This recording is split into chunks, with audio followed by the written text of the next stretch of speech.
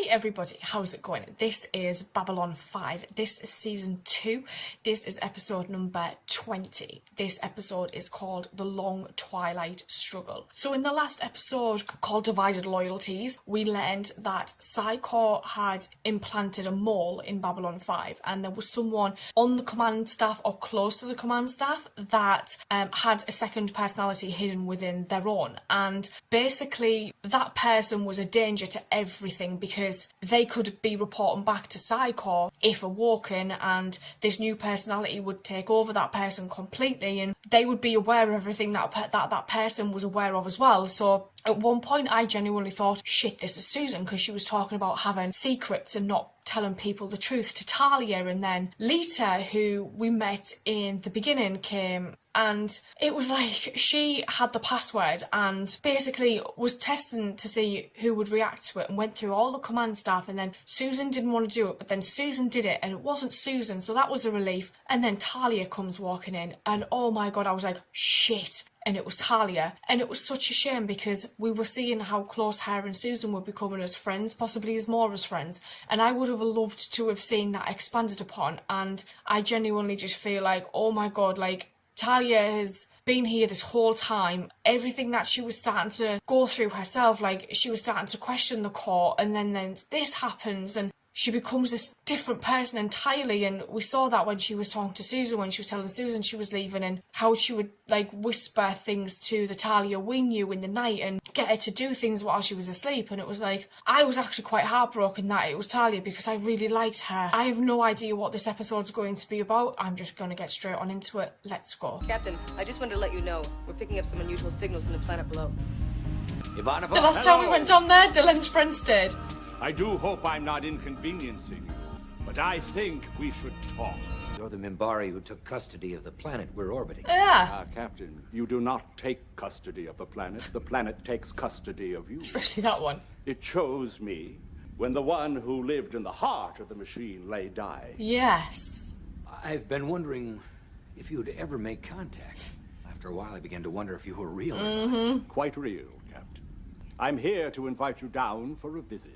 Whenever is most convenient. When he's dressed? And whenever is most convenient for you is as soon as possible. Trust me. Wait. What about your planet's defenses? How do I contact you? Details. Oh, and you can bring one other. You'll know who. We have located the supply world for the Centauri main force. It's heavily guarded, but open to attack if we commit the bulk of our forces for one all-out strike. Don't take the bulk of your Many forces. of our ships will not return, but if we strike hard enough, we can cut their supply line. An attack like this should make them think that we are launching a new offensive, that perhaps they have underestimated our forces. Oh god, this is going to go bad. Their entire campaign has been cautious. This should make them pull back. Drawing off our forces like this will leave Homeworld with only a skeleton defense. I know. Yes. But if we go on fighting the way we have been, sooner or later Homeworld will fall. We must change our strategy. We intercepted a coded transmission from the narn strategic command of one of their flagships. They intend to strike at the Gorash 7. Yeah. Could be misinformation. Balls. An attempt to draw off our main force while they strike elsewhere. Took some doing, but I managed to convince some of our generals that the message is genuine, enough for what is necessary. Or are they going to strike They the will Nan destroy our Homeworld? supply lines. Not if your forces are there waiting for them. My forces? And where will all your generals be during this, At home? Launching a full assault on the Narn homeworld itself. Great maker. You started Can't this. be serious. Of course I'm serious. Reefer, any force attempting to invade Narn would be up to its neck in blood. We have no intention of invading Narn. Flattening it, yes. But invading it? No. We will be using mass drivers. By the time we are done, their cities will be in ruins. We can move in at our leisure. Oh my god. They have been outlawed by every civilized planet.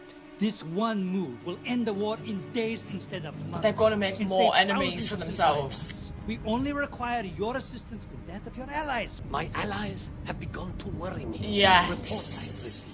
I would bring my associates into this, but this is the last time. He's made the invitation, and I don't see how I can say no. We're next-door neighbors, and he's right. It's about time we got to know each other.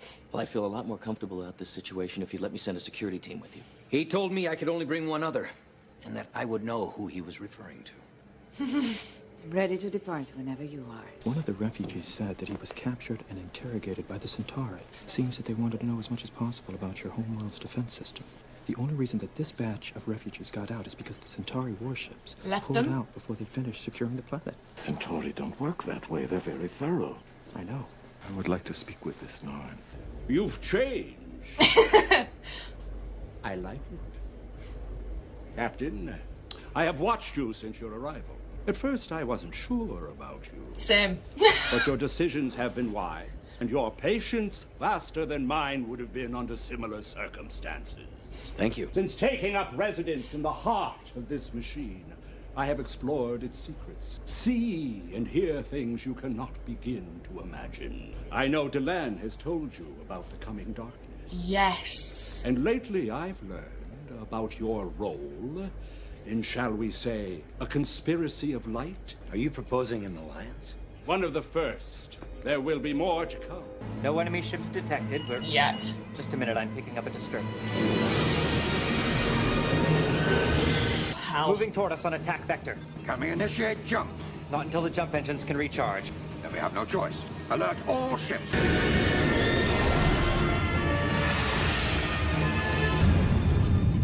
Direct hit. Damage to all sectors. How much longer until we can jump? Jump engines online. Get us out of here.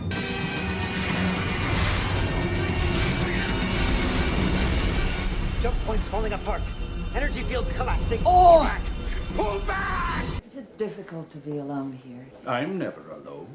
My thoughts are always among the stars. Aww. And I've learned that there are a few others living here who maintain the great machine. I speak with them from time to time. What? They're quite interesting. There is one in particular who... Oh, Dwal, are you all right? I am picking up distress calls. What is it? Captain, you must return at once. They will need you. Oh, God. It's time you introduced him to the others. It's the narn. Please, Captain, go now, quickly. I need a moment. All right. It's time you introduce him to the others. The other I'm what? hiding. I hope to see you more often.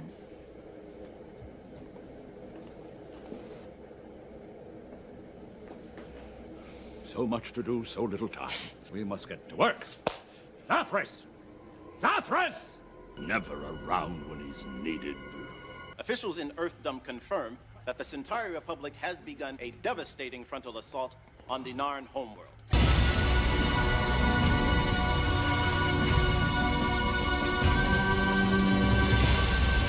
You made a shit decision, dude. I'm so angry.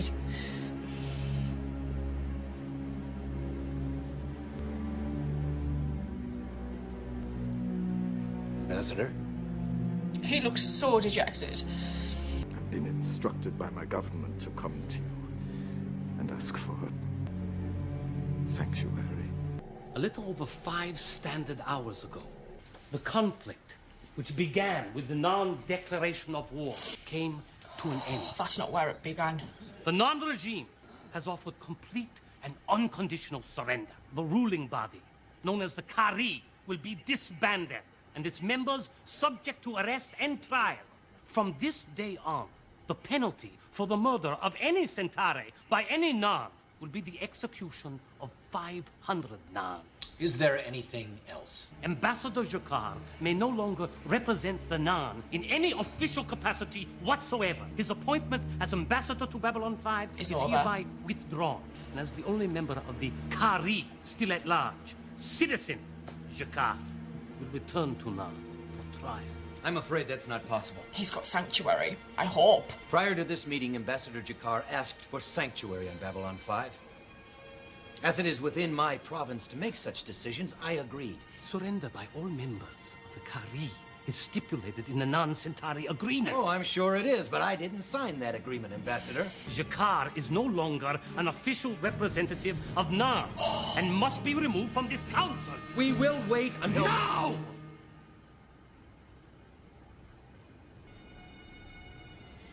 No dictator, no invader can hold an imprisoned population by force of arms forever.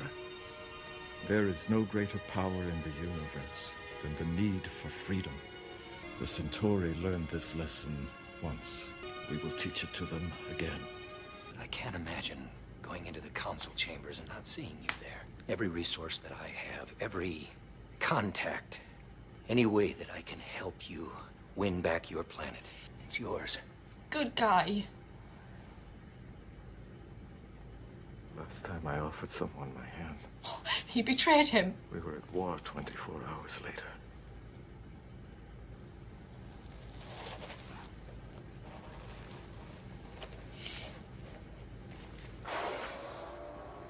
Oh man, this guy, every time. Someone's birthday and I wasn't informed? No. Most of these people have come to meet you for the first time. This is what Drow meant. Some of the others you already know. They have come to pledge themselves to you. They call themselves Rangers. They've been coming through the station now for some time. Yeah. Getting information on the war, other things. They have sworn their lives, their fortunes, and their blood to help fight the coming darkness. Have you known about these Rangers all this time? Most of it. I found out about it about 8-9 months ago. And you didn't tell me. Why? As I promised a friend. Now that the Narn Centauri conflict is finished, the next wave will come soon, even more deadly. There must be one fortress of light to stand against the darkness. That place is this place. It must be protected at any cost. Until now, I love that Kosh is in on this as well. assigned to this area have been under my direct command. I now transfer equal authority to you. Tell the other Rangers, the ambassadors, everyone in this army of light, that Babylon 5 stands with you. Tell them that from this place we will deliver notice to the parliaments of conquerors that a line has been drawn against the darkness. I like that line. And we will hold that line, no matter the cost. Sometimes when I finish watching one of these episodes, I don't really know what to say and I'm just speechless. But this was unreal. This was just next level for me. Seeing that Drow returned from the planet below, but younger, as he said, the planet had replenished him, so it returned him to his youth. Coming to see John, coming to see Delenn, asking them to go down there and see him to create this alliance, because he's able, through the machine, to travel the stars, and he sees things, and he's seen things about John, he's seen things about other worlds, other planets, and he's saying now the time is right for the resources to be used. Like he was telling Jeff last season that there would be a time that he would call upon them again, and this time has now came forward. I loved seeing the Rangers at the end and John now getting equal authority over the Rangers in this area with Delenn. She is a person that you will want to keep on your side at all costs.